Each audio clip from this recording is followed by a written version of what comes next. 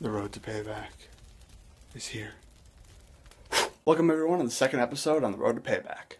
And what's best for business is payback. If you haven't seen last week's episode, I go check that out. The link will be down below. So the official theme for Payback was announced. It's called Ticking Bomb by that one dude who made that The Man song. So if you want to go listen to it, it'll be down below, the link for it. I listened to it, not as good as last year's, but we'll have to see how WWE uses it with all the promos and stuff. So if you want to go listen to it, that link will be down below. This past week on Raw, Stephanie McMahon came out and to the Daniel Bryan theme, yesing away.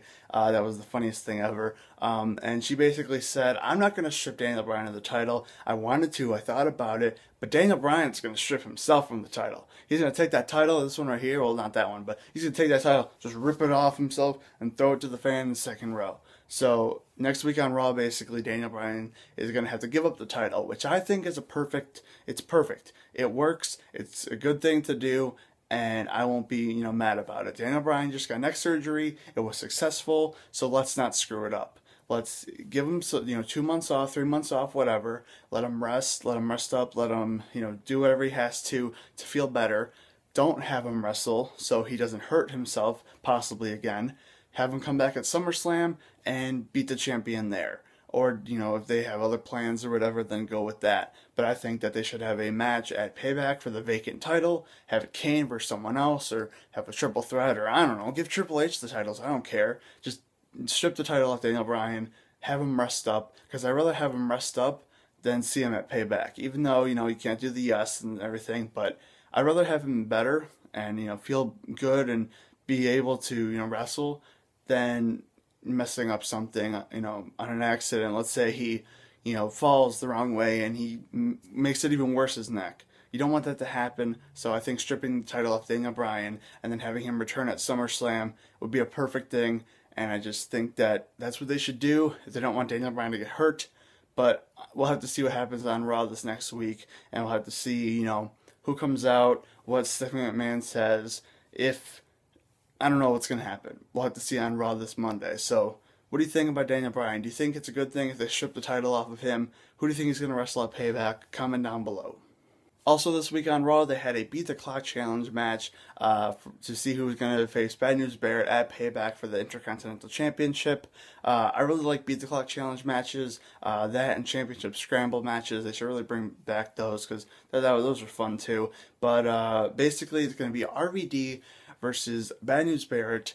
So it's BNB versus RVD. Look at that. I'm sure Michael Cole's going to say that sooner or later. But for the Intercontinental Championship. Now, last year at Payback, they announced that Mr. RVD was coming back. And, I didn't get to see him. I didn't go to the Raw in Rosemont when they were here. So it's going to be awesome to see RVD do the, the thumb thing, the RVD. And also to see Bad News Barrett. Because, what the coolest thing would be? There's a meme going around about this. But I really think this is a possibility of happening. All of a sudden, it's that time for RVD versus Bad News Barrett match to happen. You hear the the pyro plays, he just punked out pyro, the Titantron plays, the Minitron plays. There's a list that Tommy gave me. There's a bunch of stuff that plays. It looks like CM Punk's going to come out. All of a sudden, I'm afraid I've got some bad news. Mind blown. That'd be the greatest thing ever. I have been saying that if this happens, I'm recording this because that would be the coolest thing ever. You would troll everyone. You would get so much heat for Bad News Barrett. And then have Bad News Barrett win the match against RVD right after that. That'd be perfect. They should do that. Someone write that down. Someone do that because that'd be the greatest thing ever. And then have RVD lose to Bad News Barrett after him doing that. But RVD versus Bad News Barrett for the Intercontinental Championship. And that's not bad news because, I don't know, but that was a bad transition. So, Bad News Barrett would defend his IC title versus RVD at Payback. It should be a good match, but you never know. Wrestling gurus out there on YouTube world. But anyway, I love Bad News Barrett new gimmick. I am afraid it has some bad news for you, RVD. You're going down to Chinatown, and he's gonna say this: that champ is freaking out of here. And that's for you, my friend Pico. Later. And then the next match, shout out to Mr. Freaking Wyatt 88. He called this one. I kind of figured this was going to happen, but he really called this one. The Evolution vs. Shield match.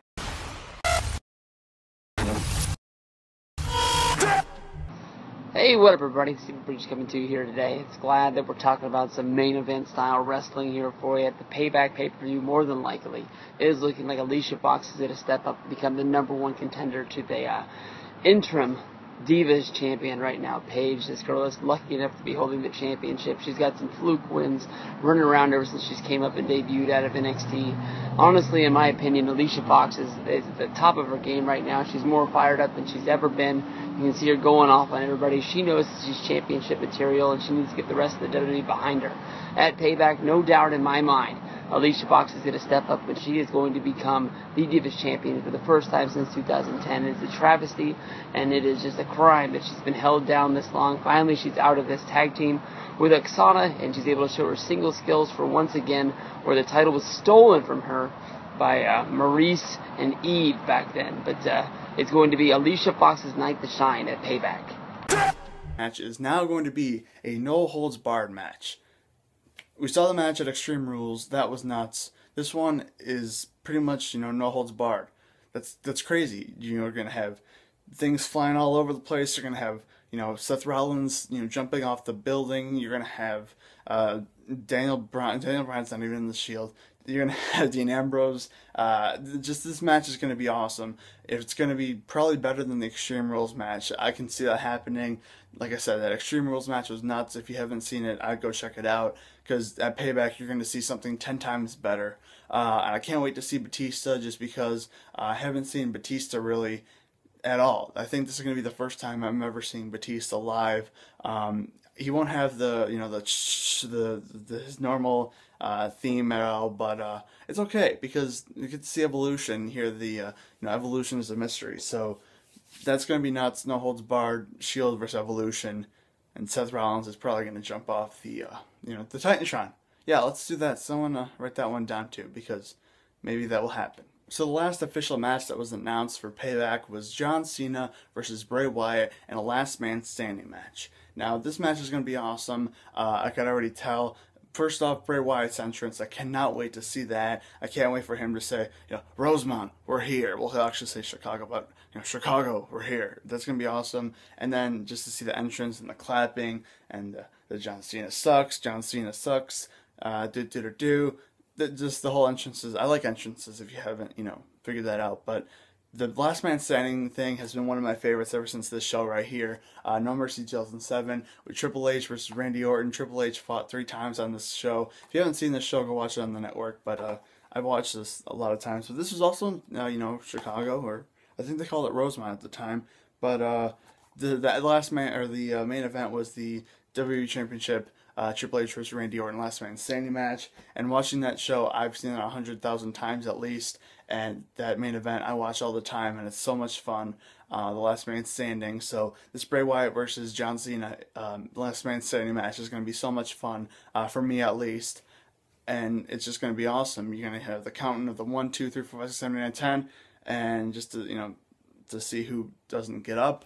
And this match can go anywhere. This can, be next to me. I mean, I don't know. It can go next to Mr. K-Con Hawks. It can go next to Rai. Rai might interfere. I mean, I don't know. Who knows what's going to happen? Maybe Kevin backstage is going to, hit John Cena with a chair and, throw something out. I don't know what's going to happen. You don't know what's going to happen. But all I know that's going to happen is this match is going to be sick. So, John Cena versus Bray Wyatt, Last Man Standing match. How about that? Oh, John Cena versus Bray Wyatt in the Last Man Standing match in Rosemont, Illinois, not Chicago, Illinois, at Payback. So, what's going to happen? John Cena, is he going to beat Bray Wyatt? Yes, he is going to beat Bray Wyatt. But it doesn't matter if he beats Bray Wyatt or not, because John Cena already beat Bray Wyatt at WrestleMania 30. I was there. I saw it. Doesn't matter. The good guy already beat the bad guy. Doesn't matter if Bray Wyatt beats John Cena at Extreme Rules, which he did. If he beats him now at Payback, if they go to SummerSlam, they have a match. They go to Hell in a Cell, have a match. They go to WrestleMania 30 and 31 and have a match. It doesn't matter. You know why? Because John Cena already beat Bray Wyatt. Bray Wyatt could have won that one match. John Cena could have won 100 other matches. It didn't matter because Bray Wyatt would have beat John Cena at WrestleMania 30. But that did not happen. John Cena had to win. He had to put himself over. It doesn't matter. He's going to win again. It's going to be the third encounter. John Cena is not turning heel. And that's the end of that. So hashtag, where is CM Punk? I don't know. It's the road to Payback, and Pinko wants me to talk about Bray Wyatt versus John Cena last man standing match. But you know what, Pinko? I'm not going to talk about that. Instead, I'm going to talk about the match that I'm most looking forward to, and that's me versus Team Rai Rai. Rai Rai, I'm sick of all your fans telling me that you're the best in the world. Well, you know what? You're not, and I'm going to prove it at Payback when I super kick you right in the face, Rai Rai. Team Rai Rai turns into Team Cry Cry. Boom!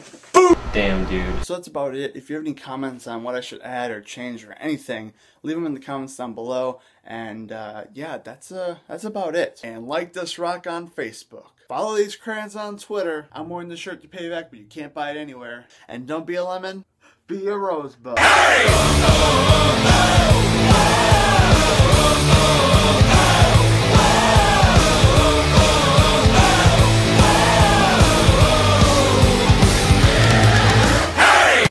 I'm back again with my clickable link. So last week's Road to Payback episode, and then anyone else who's in this video, there could be 1, 2, 3 people, I don't know who's going to be in this video. I still have to edit this video. I'm recording this. You click the links. There's probably, you know, pictures down here, maybe 1 or 2. There's the Kevin Steen Weekend Escapade thing. You know, there's a big news about Kevin Steen getting signed with WWE. So I mean, you can click that.